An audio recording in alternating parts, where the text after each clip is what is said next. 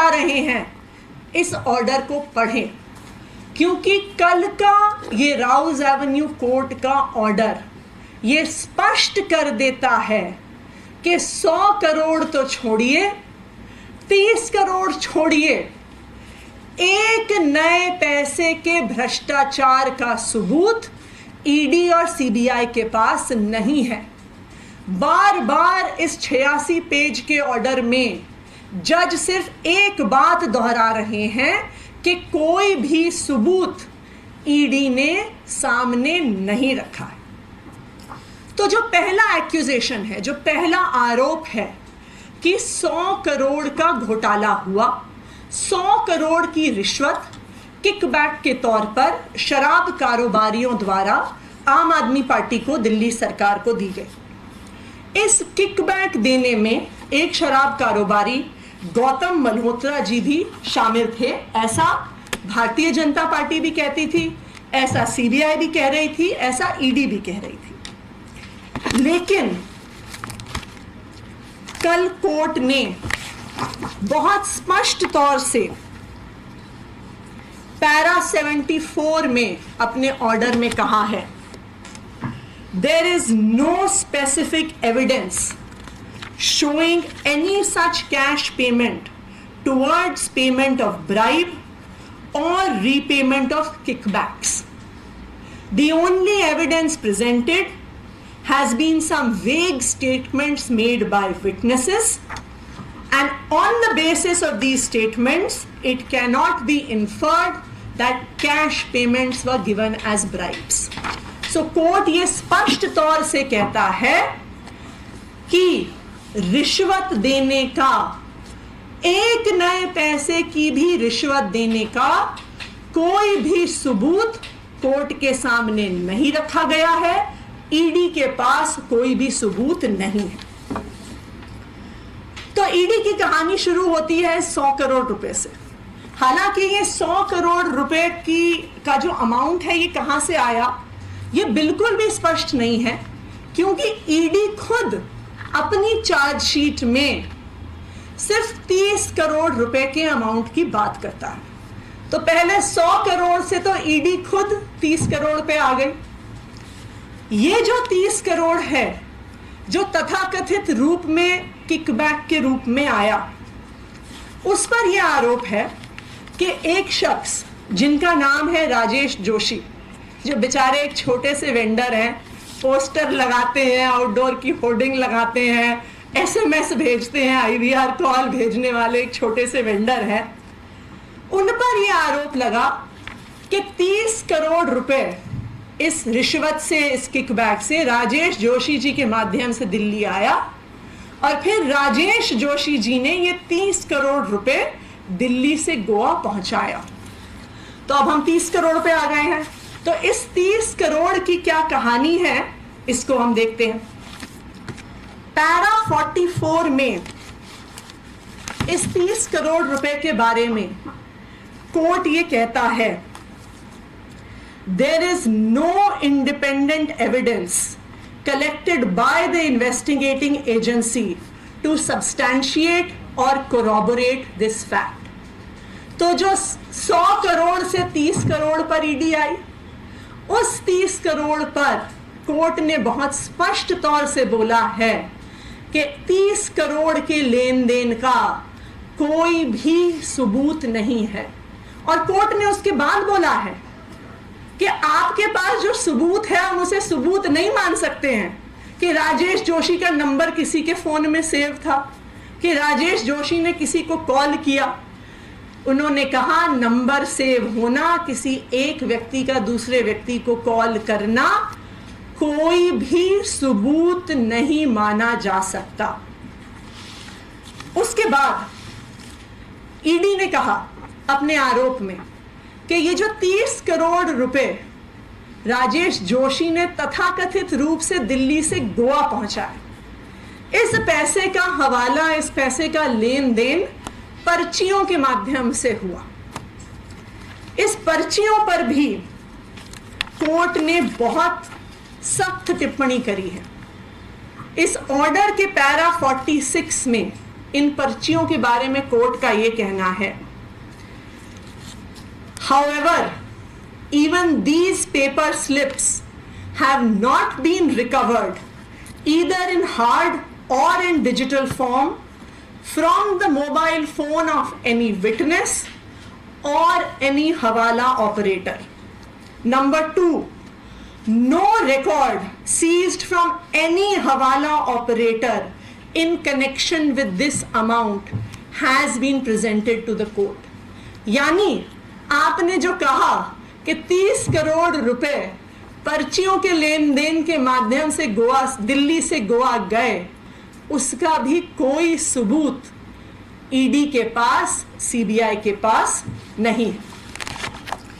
तो ये तो ध्वस्त हुआ पहला आरोप कि 100 करोड़ की रिश्वत दी गई, क्योंकि ना 100 करोड़ की रिश्वत का, ना उस 100 करोड़ के लेन देन का, ना उसको दिल्ली से गोवा या कहीं पहुंचाने का कोई भी सबूत कोर्ट के सामने रखा गया। दूसरा आरोप, दूसरा मुख्य आरोप जो इस शराब घोटाले में तथाकथित रूप से लगाया गया है कि जो पैसा रिश्वत के तरह से किकबैक के तौर पर 100 करोड़ रुपया आया, उसको गोवा के चुनाव में खर्च किया गया। पिछले 6 महीने से ईडी, सीबीआई के सारे अफसर गोवा में बैठे हुए हैं। उन्होंने आम आदमी पार्टी के साथ काम करने वाले हर वेंडर के ऑफिस में छापा मार दिया, हर वेंडर को पूछताछ के लिए बुलाया, कभी गोवा में बुलाया, कभी दिल्ली में बुलाया। 6 महीने की पूछताछ, 6 महीने के रेड, 6 महीने के छापों के बाद जिस ईडी ने 100 करोड़ रुपए के घोटाले का आरोप लगाया, उन्होंने कोर्ट के सामने कहा कि आम आदमी पार्टी ने गोवा के चुनाव में 19 लाख रुपए कैश में खर्च किया है। तो अब ईडी ने पूरे देश के सामने जांच करके साबित कर दिया है कि आम आदमी पार्टी देश की सबसे ईमानदार पार्टी है, कि आम आदमी पार्टी ने गोवा में चुनाव लड़ा और सिर्फ 19 लाख रुपए कैश में खर्च किए और बाकी सारा खर्चा चेक में किया।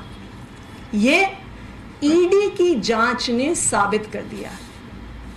तो कल जब राउज एवेन्यू कोर्ट का ये ऑर्डर आया, तो मुझे ये लगता है कि इस ऑर्डर के आधार पर जो भारतीय जनता पार्टी के प्रवक्ता, जो भारतीय जनता पार्टी के नेता पिछले 1 साल से चिल्ला चिल्ला के कह रहे थे कि शराब घोटाला हुआ, शराब घोटाला हुआ, अब मैं उम्मीद करती हूं कि वो उतनी ही प्रेस कॉन्फ्रेंस करके माफी मांगेंगे कि कोई भी घोटाला नहीं हुआ, कोई भी घोटाला नहीं हुआ और हम 1 साल से झूठ बोलते हुए आ रहे हैं।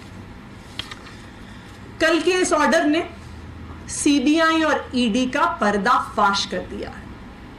अब यह स्पष्ट हो गया है कि ये जो चार्जशीट हैं जो सीबीआई और ईडी दाखिल करती हैं, ये सीबीआई और ईडी के दफ्तरों में नहीं लिखी जाती हैं, ये प्रधानमंत्री कार्यालय में लिखी जाती हैं और फिर प्रधानमंत्री कार्यालय से इनको ईडी और सीबीआई को दिया जाता है और कहा जाता है कि अब जो हमने इसमें आरोप लगाए हैं, जो हमने चार्जेस लगाए हैं, इनको जस्टिफाई करने के लिए आप कोई गवाह ढूंढ के लेके आइए, इनको जस्टिफाई करने के लिए आप कोई एविडेंस लेके आइए।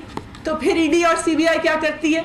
वो लोगों को बुलाती है, डराती है, धमकाती है, उनकी कनपट्टी पे थप्पड़ मारकर उनके कान के पर्दे फाड़ती है और फिर उनसे अपने बयान लिखवाती है।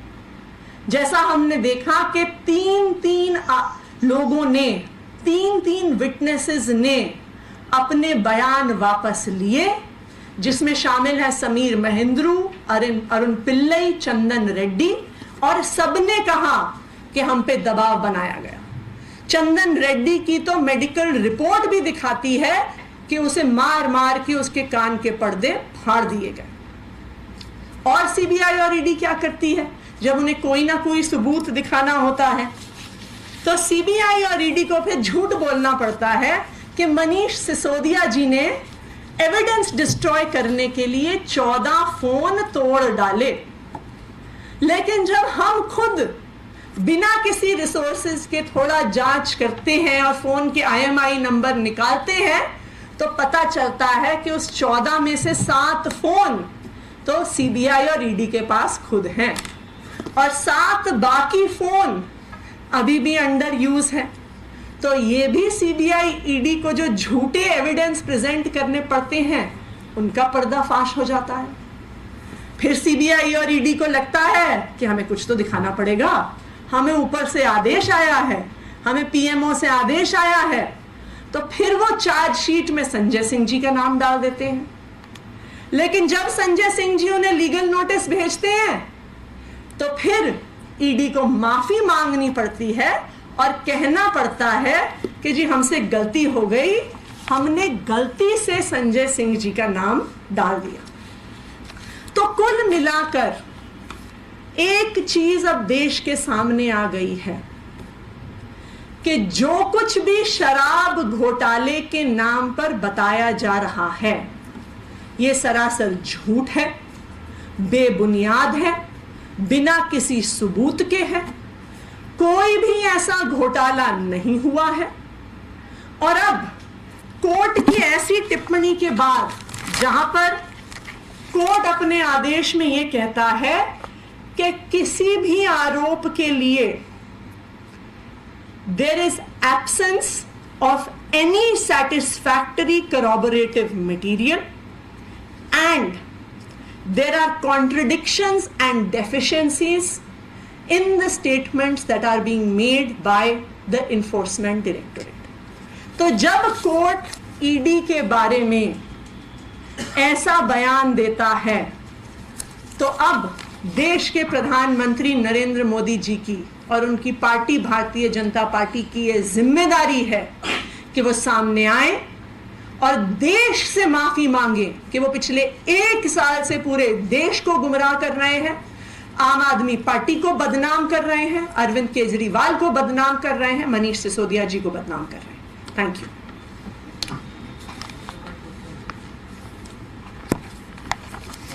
लग रहा है कि चूंकि 2 आरोपियों को इसमें जमानत मिल गई है तो चूंकि अभी अगली तारीख पे सुनवाई होगी, क्या इसको भी आधार बना करके आप आर्ग्यू करेंगे की जमानत के लिए हाईकोर्ट में?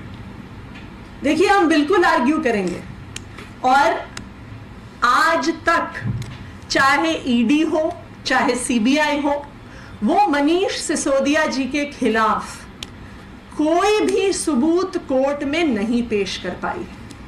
लेकिन CBI और ED को PMO से आदेश आता है, उस आदेश के आधार पर उन्हें चार्जशीट दायर करनी होती है, उस आदेश के आधार पर उनको कोर्ट में खड़े होकर डिफेंड करना पड़ता है। ये CBI और ED की मजबूरी है। लेकिन अब इस कोर्ट के आदेश ने इस तथाकथित शराब घोटाले का पर्दाफाश कर दिया है और पूरे देश को बता दिया है कि कोई भी ऐसा घोटाला नहीं हुआ।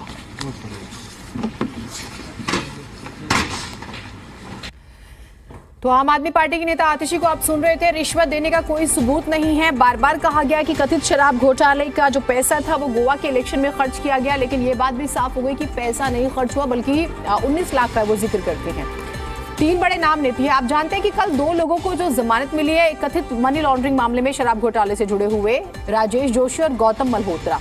उसके बाद से एक ही प्रश्न उठ रहा था कि ED के मामले में अगर इन्हें जमानत मिल सकती है चार्जशीट दाखिल होने के बावजूद, तो फिर मनीष सिसोदिया को जमानत क्यों नहीं मिल रही? आपको याद होगा पिछले दिनों उनकी जमानत जो है वो खारिज हुई थी अप्रैल महीने में, 28 अप्रैल को ही उनकी जमानत खारिज हुई थी। हालांकि इस मामले में उन्होंने अपनी पत्नी के मेडिकल रिपोर्ट का जिक्र किया और फिर ED से भी जवाब मांगा गया है कोर्ट की तरफ से। अब उन्हें जमानत मिलती है नहीं, इसे ग्राउंड जरूर बनाया जाएगा। आपने देखा कि आतिशी कह रही थी कि इसे ही आर्ग्यू किया जाएगा, रखी जाएगी ये बात।